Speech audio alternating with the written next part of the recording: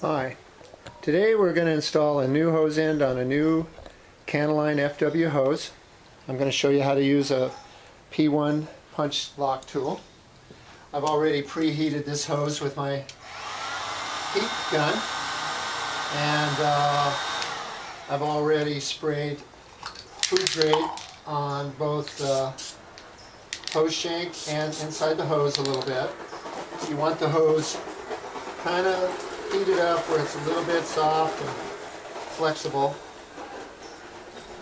and you get the hose shank started, and then it's just a matter of pushing it down till you get it right where you want it, which is not too close to the end of the ferrule, so that you have room for your clamp. And so that's real important to do that. Then of course we want to put on the protective coil that fills up the gap in the Kanaline ribbing. And this is fairly inexpensive, and I just cut what's provided in half, and I've already done that. And so each end gets 1/2 of a coil, and try to do that quickly. And that fills up the gap so that when you put on your hose bandits, they don't sink in between, and they make a good seal that way. Even though this is longer than the shank, it gives a little more flexibility and protection for guys that are pulling on the hose real hard. Usually when you get a leak after a year or two of using this hose, it's right around where the end of the hose shank is, and so this helps protect that, so it's nice and long. So I always start at the top end of the hose up here. Get around here so we can see. I'm just using an old P1 tool, and as you can see, the old ones work just as good as the new ones, and I sell these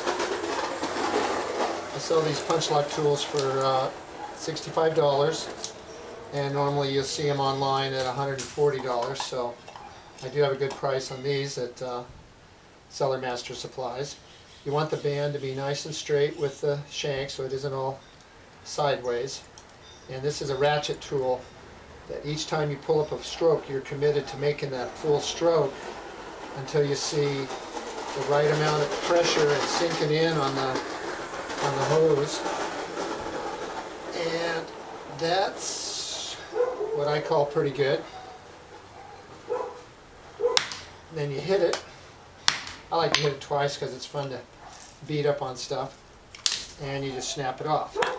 I like to alternate the bands so that one band is going one way and one band is going other. Some people don't bother doing that, but I think it's good to have your pressure coming from different angles on these hoses.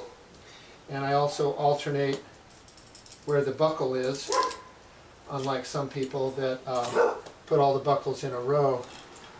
I like to alternate those. Get my hand out of the way here and show you. I like to alternate those buckles so that it puts pressure in a different place. So I'm going to do that now. About halfway down the shank. This shank is 5 inches long, so the one that's critical, of course, is the last band. You don't want to go too low. Okay, that was good. You always hold on to this, because once you let go of that and it comes up, you have to commit to another stroke. And it's better if once you have it, that you don't have to do that. So, very simply, last one. Main thing is not going past the length of the hose shank. And in this case, the hose shank is 5 inches. So you definitely don't want the bandit to be below that 5 inches, or it starts caving in the hose down below.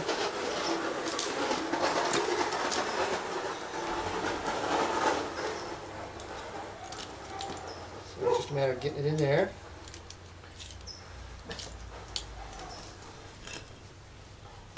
Getting it nice and square again. Double check. Right on. I like these tools more than the crank down version of Bandit tools because you can do them out in the field. This one you want nice and tight. You don't want any product coming in and getting behind the hose shank. So that one's nice and tight. These are a lot easier in the field because you can just hit them, break them off, and you don't need a vise. So that's why I like these. They're easy. That's it.